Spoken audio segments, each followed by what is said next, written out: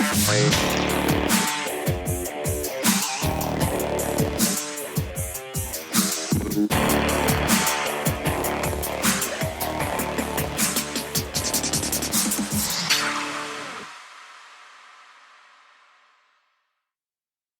want to start off with a reminder that we are not doctors. Before you make any changes or try something new, always consult with your doctor and medical team first. Chronic illness can vary from patient to patient, so it's always best to consult with your own doctor for what is best for you. Welcome to I Be Determined. I'm your host, Michelle Harvey. I'm your host, Mason Harvey. And I usually discuss things from the role of a caregiver. I'm also Mason's mom. And I have Crohn's disease. And today's topic was highly requested, actually, on the Facebook groups I'm in. And it's something that's often talked about. And I think it's something that you don't have to have IBD to relate to. Yeah. Anyone can relate to this. So today's topic is going to be about the fear of needles. In studying this, so Mason and I learned a little something here. So there's a term for this. And the term for it is, and do you want to try to pronounce it, Mason? Trypanophobia. I think that was really good. I think I got it. Yeah, but trypanophobia is the word.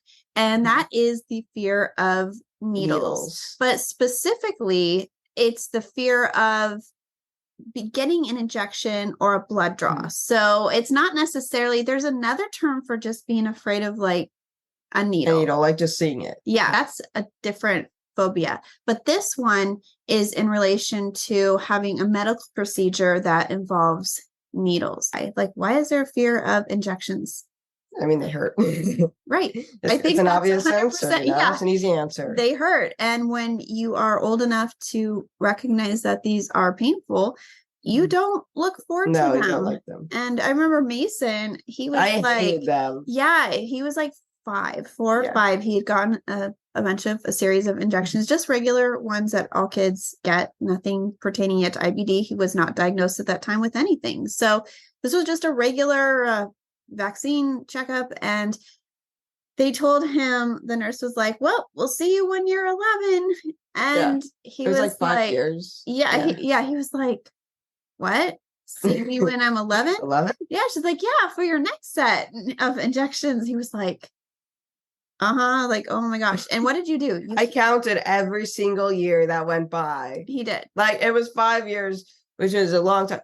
I think it was like 5 years or 6 years. I'm not sure. Yeah. But it was a long time.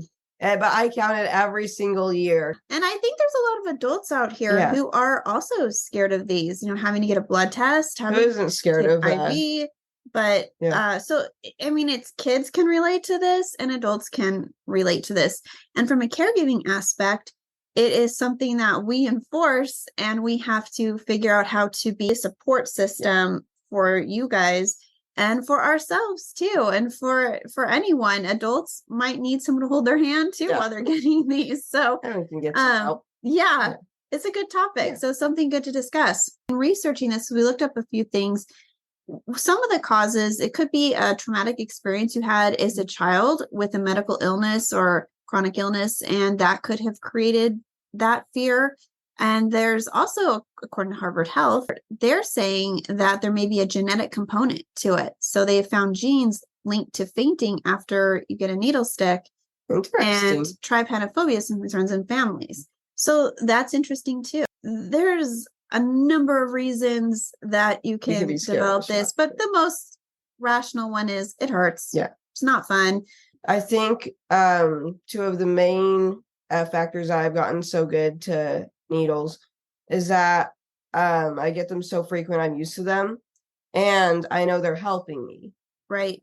Because without them, I'd go into a flare. So those 2 factors have helped me overcome my fear of needles to a point. It's also important to understand that there is a difference between having a fear of needles and a phobia. And this is not something, again, I did not know this. I just think it's a fear, it's a phobia. But it's interesting because the definition on WebMD is that a fear is something that every single person has to deal with.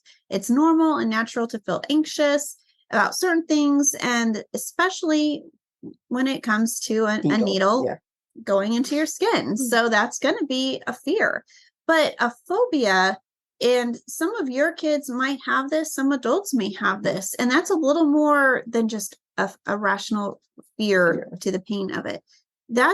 So it's technically something that have to be diagnosed. So we're not diagnosing anybody here today. We're not doctors. No. So that would be on you if you wanted to find out if your child maybe is beyond a fear. If you think it's worse and you think it's a phobia, then you may want to consult with your pediatrician or a therapist and see what they think. The symptoms you might experience if it's a phobia are panic attacks, nausea, sweating, heart palpitations, and fainting. So, and those are pretty yeah. hard. Yeah, but that's it. But some of people listening might say, oh my gosh, that's what happens. That's me. Yeah. That's me, or that's my child. So phobias are when someone has an exaggerated sense of danger from a situation or an object. So fear versus phobia. They're different. Yeah. And I didn't know that. No. So. Well, and I don't want everyone watching this or listening to this thinking that they have trypanophobia. It's important to get a proper diagnosis if that is something you are concerned about. The next thing we're going to discuss is having IBD, which is having Crohn's or ulcerative colitis, and how much that does involve needles. And that's something that you probably listening to, you can relate to this, because probably the first time that, either you were diagnosed or your child was diagnosed, it was, you probably had an IV at the time. You probably had blood tests. You probably had a procedure. So you probably did have to be under anesthesia. It's a hard time. Yeah. And so it's, or even an MRI, you have to get an IV during that as well. You may have already encountered that, and it may have been very difficult. And I think what is more difficult is when you find out that this is a life situation, and especially for a child, and especially for a kid who does not like needles, doesn't like injections, and to hear like this is your life. This is going to be here for the rest of your life. Yeah. No, it's tough. Hey. That's a really tough situation. It's not temporary. It's not for a few years of treatment. It is for life. And Mason, when he found out that he would be on biologics, we thought, you get to remission, and then he's like, and then I can come off of these, and it's like, no, you can't. Remission for Crohn's patients is different. It does not mean the disease is gone. The biologics treat the disease, they don't cure it. So you have to continue with them. And so that's kind of that's a tough thing. And then you need labs with these. So you're going to be getting blood draws. You're going to be hopefully you can do them with an infusion. So you don't have to get an extra poke. Right. Because if you don't do infusions and you do injections, you will be getting labs separately that way too. So it's a lot for anyone to accept and to be okay with. But it's something that is really important to attempt to overcome these fears for your mental health. Like when he was diagnosed, the treatment he was put on was supposed to be every 8 weeks. It was an infusion. So every 8 weeks. And for him at the time, that was still like a lot. Yeah. He's like, I don't want to do that every 8 weeks. Yeah. And then it wasn't working. So like, we're going to have to go to every 6 weeks. Okay. And then they're like, well, it's going to be every 4 weeks. And so, that didn't work. Yeah. So he's like, oh my, so it just seemed like it kept getting worse. And then when he was moved to the next biologic, that was an injection, which was like, okay, that's pretty cool. Now it's supposed to be every 8 weeks. That was moved to 4 weeks. So then he added the infusion. Now he has to do that. So every 2 weeks. I got an infusion or an injection. And labs. So luckily we can couple the labs with the infusion. Yeah. Lucky for us. So it's something that was important to be addressed. And now I'm getting them every 2 weeks. Yeah. That's a big jump. Yeah. As a patient, how from when you were first diagnosed to now, how do you feel the difference? At first, it was stressful because I knew every 2 weeks I'd get an infusion or a shot or an injection. Nowadays, it's not that big of a deal because I'm used to it and I know it's going to help me. Yeah, that's a big deal. In the beginning, it was definitely very stressful, but now it just seems normal. Right. Normal for me. Right. And as from a caregiver's perspective, it's very difficult because this is a rational fear. They're reacting to being in pain. And in the beginning, it was very stressful knowing that I was gonna have to do that for the rest of my life. Yeah, that was like, oh wow. Right. That was a big deal. And in knowing that too, I'm going, okay, I need to help him because this isn't going to change. This is something that's ongoing. And I don't want him every couple weeks to have these stressors that are going to cause him not to sleep or to just not be happy in general because he's so focused on the treatment. But it's an important job for caregivers to find a way to comfort and to validate their feelings, not to demean anybody and act like, just get over it. Never, ever do that. It's like, understand what they're going through, what they're processing, and be a support to them. And I think that's the biggest thing, validate their feelings and understand that this is a logical fear, but also understand that you have to be able to help them get through that so they can overcome that fear. Yeah. Or phobia. It's important to address. You can't just really let it go. So that's another aspect of this disease that isn't probably talked about too much, is just overcoming this kind of fear. This is just one detail in all of it.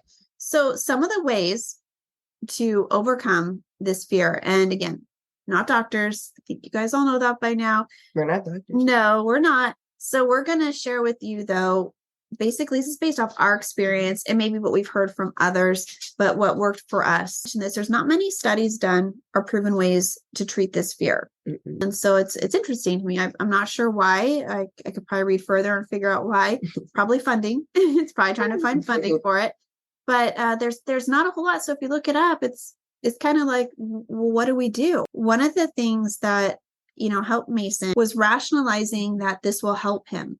Because of his age, we're able to say, this is going to help you. Now, there are some younger kids who get this. That won't understand it. That will not understand that. So that's not really going to work. But if they're at an age where they can understand that you're feeling really, really bad right now, this is going to temporarily hurt really quick, but it's going to make you feel a lot better every day, then that goes a long way. And it's difficult when a biologic does fail, because then you're like, it's not making me feel better. Yeah. Like when he was on Remicade and he's like, it wasn't working. He kept going in and getting these infusions and he just hurt and they can't really help. It's just important to remind kids that there will be a reward.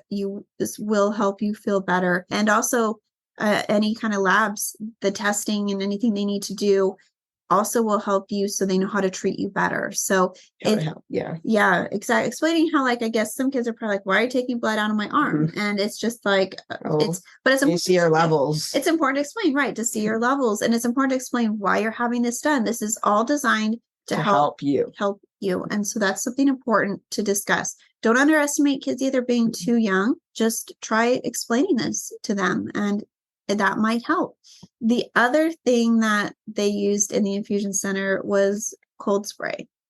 It's a very interesting thing. Yeah, and I don't know the exact name. I probably should look this up. Well, we should look it up. Yeah, we just call it cold spray. And in infusion, they called it cold spray too. Cold spray, right? And it's literally a cold spray, and they spray it on the area, and it numbs it. It's like ice. It's crazy. It's kind of distracting, right? You said it's so cold. You kind of focus on the chills. They put it where you get your infusion or a shot, and so it kind of drives your mind into thinking about the cold and not the prick that you're gonna get. So it serves as a distraction, kind of a numbing agent.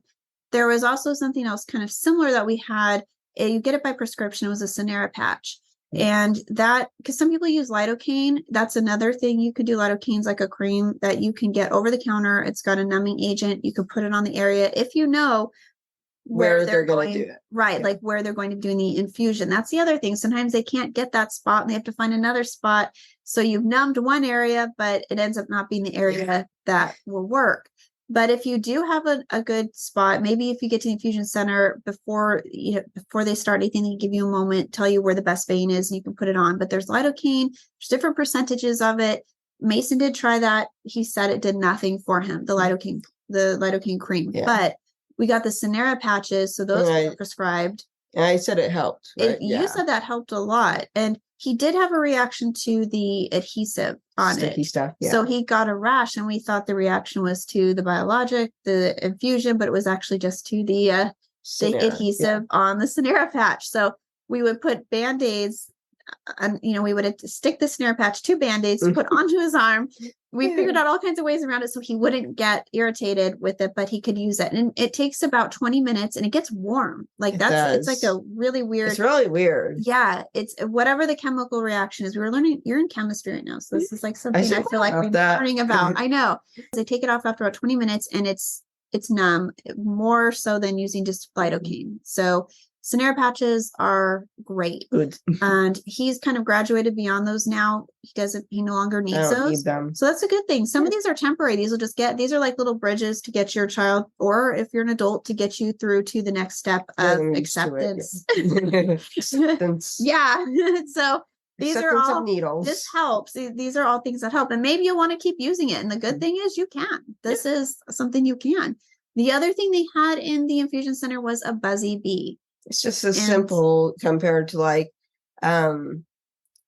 cold spray or Sanera patches. It's just this little bee, and you put it on your arm, and it kind of like not tickles, but like it makes you kind of like another distraction. Yeah, but it gives you a distraction. It kind of is like a distraction. You don't. So you put it kind of above where they're going to do the infusion or a shot. Yeah, an infusion. When we say infusion, we mean IV. So an IV is an infusion. It's not an injection. So they put the buzzy bee kind of above where they're going to put the IV in. And it helps. So it kind of helps. Surprisingly. Yeah. And you could put a cold pack. A cold pack will attach to them too. So you can also get that as far as like you want a little bit of numbing with it too. He would use cold spray and a buzzy bee sometimes. And you no longer need the buzzy bee either. You kind of graduated from that too. So thank you, Buzzy Bee, for helping me. and they also they're cute. They have like bugs. They have a few other little designs too. So we bought some for our infusion center so they could have to use with other kids. So we know how important they are to have on hand, and we didn't want any child to be without one if they requested it. So you're always, that might be a cool gift if you end up wanting to buy a few to take to your infusion center.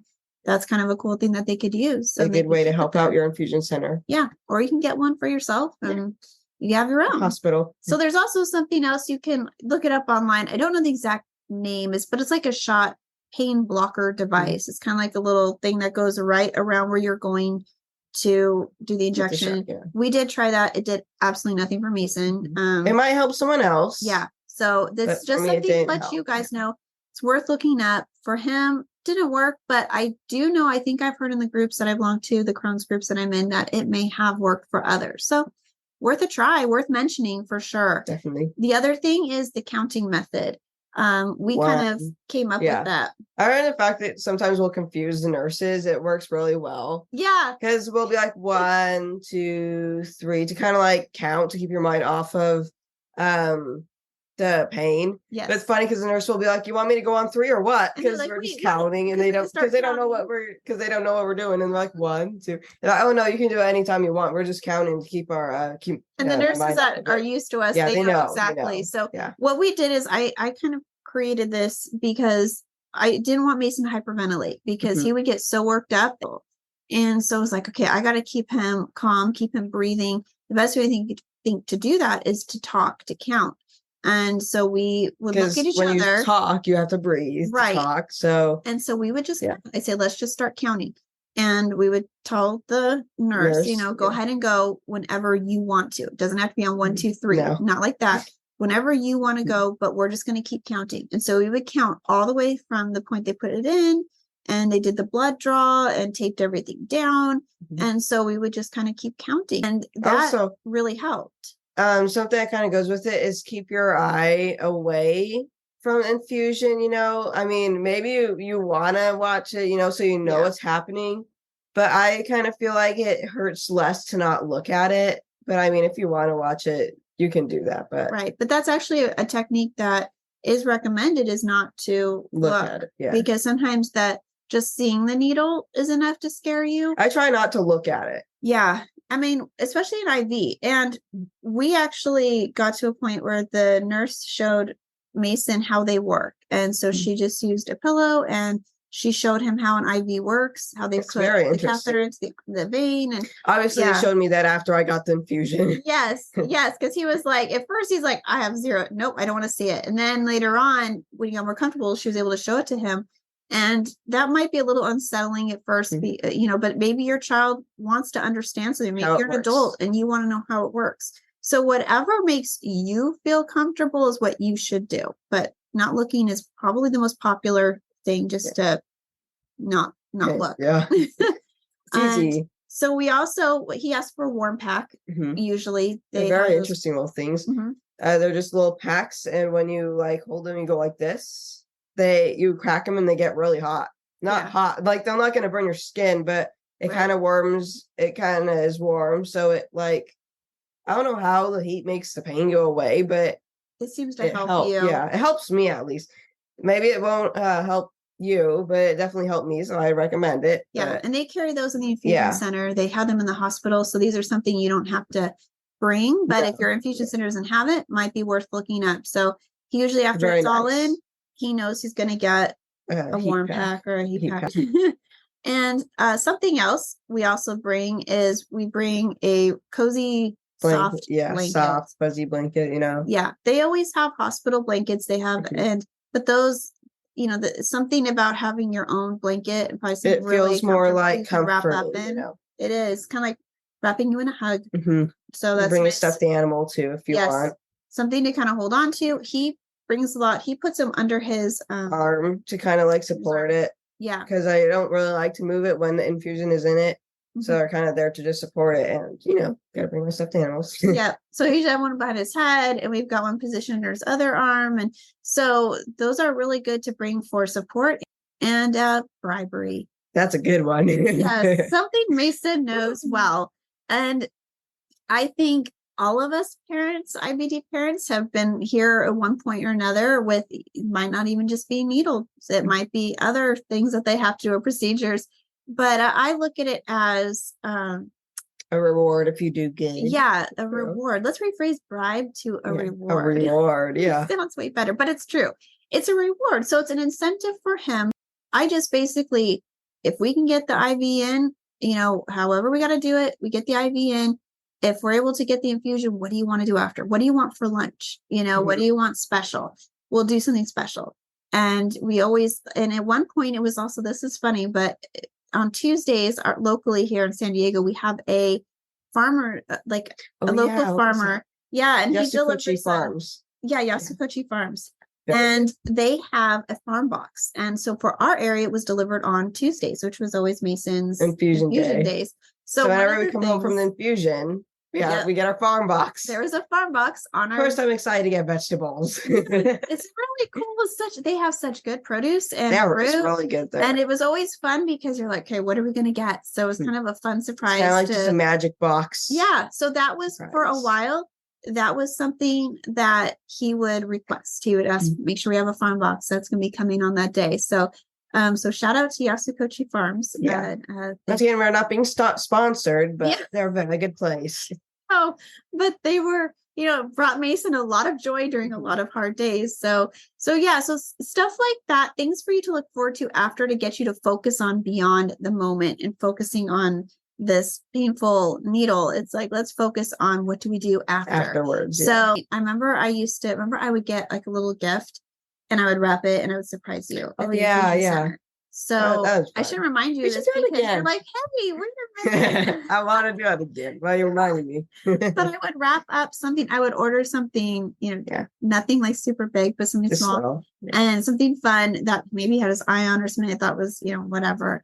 And so he would get it there and it would be something fun for him to unwrap and to look forward to. So as soon as we bring treats for the nurses, and so that's a good distraction too. We bring things and we all here's a treat. I know you're going to give me an injection, but here's a treat. Mason looks at it as a bribe for the nurses, so they'll do good too. But no, they'll do good. They'll do a good job, but it makes it more fun. But Mason does joke that you don't get a cookie. Yeah, you don't get this cookie if you don't give me a good one. Nah, they still get it. I don't care. You don't get it, but but it's kind of a joke, but bribes are good. Reward systems are excellent for this sort of thing. And also just something as simple as holding their hand. I mean, I think adults can relate to this comfort. too.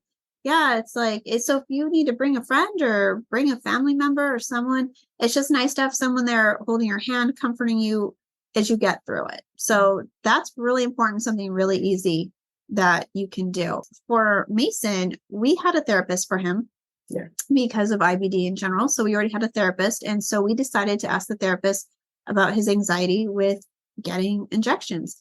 And one of the things she taught him was box breathing. Yeah. And so box breathing, we can, like, not that we're therapists, but we'll explain it to the best that she explained it to us how it works. So it's like you make a box with your hand and you breathe every time you hit. So with it, you'd start off by you inhale to the count of 4, you hold that for the count of 4, exhale to the count of 4, hold that for the count of 4, and repeat. So over and over, and you just keep doing that. And that's to keep you breathing evenly, because I think part of the problem that happens is you start to hyperventilate, and if you're not concentrating on that. So by doing that box breathing method, it keeps you breathing evenly, kind of like with our counting. Keeps you focused on breathing. And the breathing is so important, so you don't lose control. So that is something that you could do, or talk to your therapist and see what they recommend. But that worked well for Mason. And also the other thing is just time and repetition. And just over time, it's been 3 years for Mason, and I've just kind of gotten used to it. And they did tell us it would start to normalize. It would become more of a normal. And so, while he is still, you never look forward to an IV or an injection. But it's not like I'm counting the weeks. Right. You just go, know, it's going to be. It's like, today's infusion day. Yeah. Let's go. Yeah. It's going to help me. So just keep that in mind with your kids, and to give them the grace of getting through that first anxiety, those first shots, first IVs, because it's going to be a little bit of a journey, but eventually you get there. And it's for us, we're in a much better place. And for me as a caregiver, I am, because I feel much more calm going in there. I'm very happy. Knowing that I'm happy. Yes, I'm very happy knowing he's happy. So it's a relief. And but we're always, we also wear, like, this isn't part of it, but we wear team shirts. So we always go in as a team. We got a team. And so we approach it like he's got support. So that's the main thing for him. A big thing for him is support. Also, something you can do, you can tell the nurse that you have a fear or a phobia. They can try talking to you. Because we've told Mason, I've told you this several times. I'm like, just tell them, tell them that you're afraid. They can understand your fears, so they can try to help. Right. Or bring someone else to hold you down. So that, I mean, that's kind of a joke, but either. But the first few, they do have extra nurses that can help keep the situation under control. From a caregiver standpoint, you'll be grateful for that, because you don't want them getting hurt or anything happening. But it's good for the nurses to know what they're dealing with, and maybe to talk you through it. And like once she even went and got a vein finder, which was really cool for me. It was really cool. Yeah, it was like this light. And they shine it on your arm, and it makes your vein glow a different color than your skin. You can see it all. It was weird. It's very like Halloween. It only came out once, so maybe they'll bring it out on Halloween. That'd be fun. Yeah, so they use that, and those are good. If your child has a hard to find vein, if it takes several folks to get an IV, you can ask for a vein finder, and those are pretty cool too. So thankfully, the nurses at our hospital are very good. They've done a really good job. So hydrate too. Hydrating is very important. A lot of water before you go. That is also very important to keep your veins nice and plump and big ready for infusion. So that's big too. So make sure you're very well hydrated too. But never underestimate telling a nurse. Don't worry about telling a nurse if you're afraid. They would probably rather know what they're dealing with, and they can help walk you through it. They want to help. Yeah, that's what it's all about.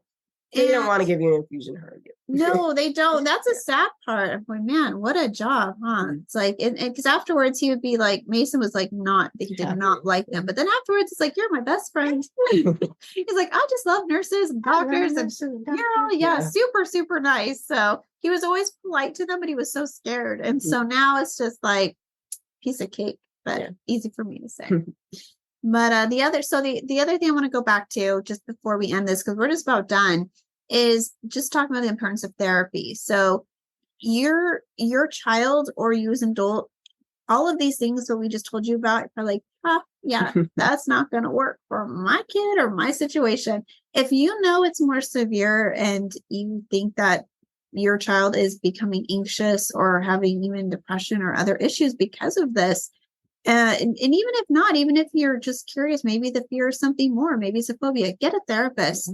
And you should have a therapist anyways. If you have IBD or any chronic illness, you should have someone set up because your mental health is equally important to your physical health. Yeah. So for us, it was important for Mason to get over this aspect, or if he couldn't get over the fear, at least find ways to approach it that would help him, because that could make him sick.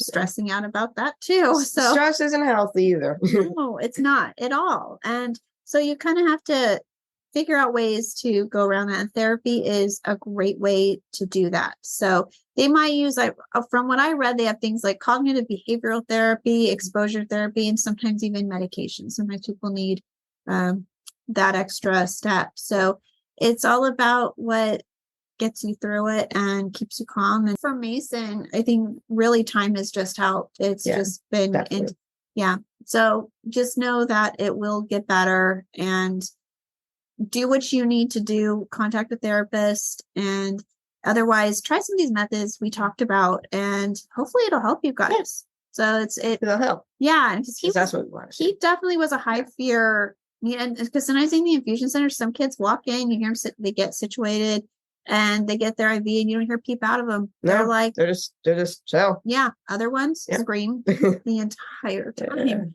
Sad. It's really sad. It's hard to hear. And so Mason was somewhere in between that. And so he's definitely adjusted. And I know a lot of adults are like probably thinking, you're probably not screaming like a kid or acting like a child in there, but maybe you want to. Yeah. So hopefully you heard something here. If you have a technique that you use that you want to recommend, go ahead and throw it in the comments. Yeah, it would be great to put some extra ones in there and add to it, because again, this is not all of them. This is just some of the ones we use. And I'm pretty sure there's other ones that as Mason gets older, there'll be new creations and all kinds of things. So anyways, that's it today for our fear of needles. And hopefully we've given you something that will help you guys. So you can follow us on Instagram at Team IB Determined, or you can message us on there. You can leave comments. We do post our updates on there as well. And you can follow us on Spotify, Amazon Music, Apple Music, and iHeartRadio if you want to listen. If you prefer to watch, you can watch us on YouTube.